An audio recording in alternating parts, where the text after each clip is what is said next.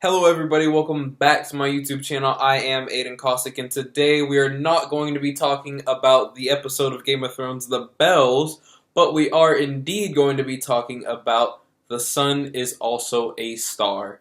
The path we choose, we don't have forever.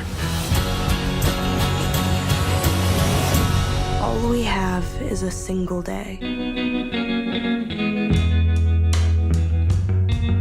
So, like I said, we are not going to be hating on Game of Thrones today. We're going to be talking about The Sun is Also a Star.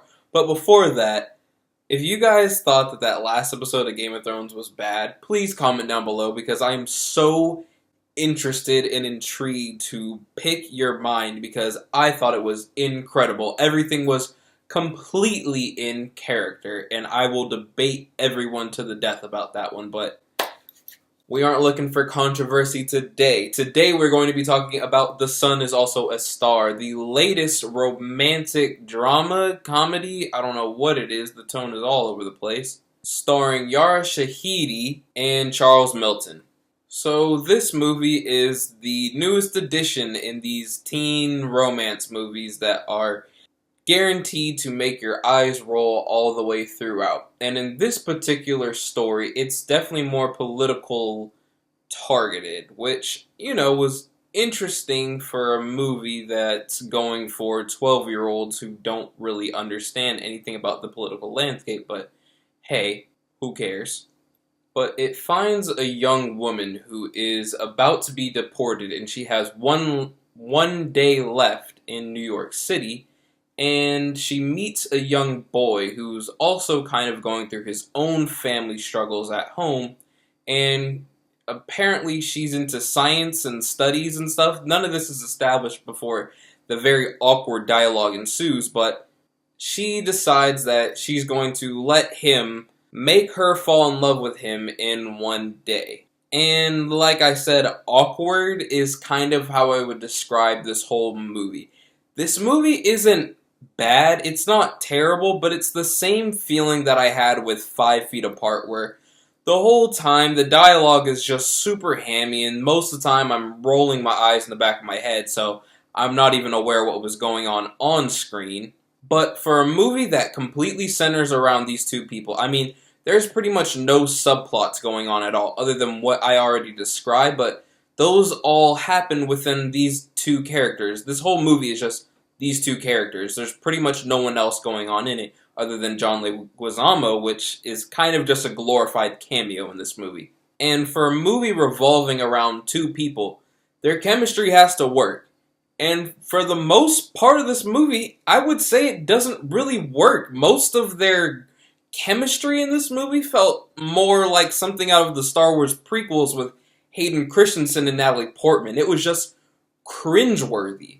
I will say towards the latter half of the movie, they did kind of win me over, but more so that really led into the fact that I was feeling for their situations rather than the actual characters, where I'm picturing myself, oh crap, that would suck if I had to go through that, so I kind of feel for you, but not because the writing won me over. The writing in this movie isn't that good. For those people talking about Game of Thrones bad writing, that's not bad writing. This movie's bad writing. There's no character development prior to the fact that we meet these characters and we see what their situations are, but we don't get anything to go off of. We don't know what their interests are. We don't know how they really talk or interact with most people. You don't really get anything of these two characters. The acting in this movie is fine. It's nothing great. There's moments in this movie where like, that's awful, but it's fine. This whole movie's just kind of mediocre. I actually like a lot of the cinematography in this movie and the way that it was actually directed. It looked a lot better and more crisp than a 5 Feet Apart or a Fault in Our Stars, these kind of tweeny bopper movies that we've been getting the past couple years.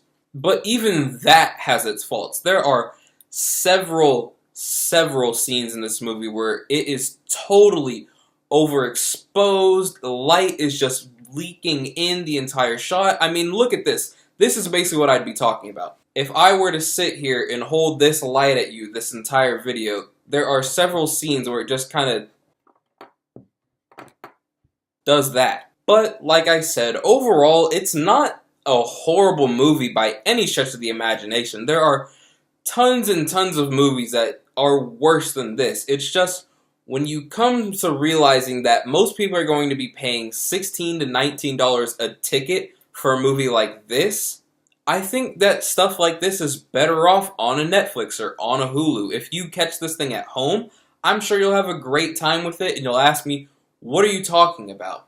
But overall, The Son That Is Also whatever the title of this movie is, that is a horrible title by the way, falls flat of a romantic drama, and you don't really care about the characters until the last 10 minutes of the movie, so I'm going to go barely fresh. It's going to be about a 6 out of 10. Still an enjoyable time at the movies if you're looking for a little bit of the feels, but nothing mind-blowing. Anyways, guys, thank you so much for watching. Please be sure to subscribe, hit the like button down below, comment what did you guys think about this movie, are you looking forward to this movie, what other romantic movies are you guys interested in, whatever you guys really want to talk about. Also be sure to hit the social media links in the description below, and also be sure to hit the notification bell so that we guys can stay up to date with everything going on in this channel in the future, and just thank you guys so much.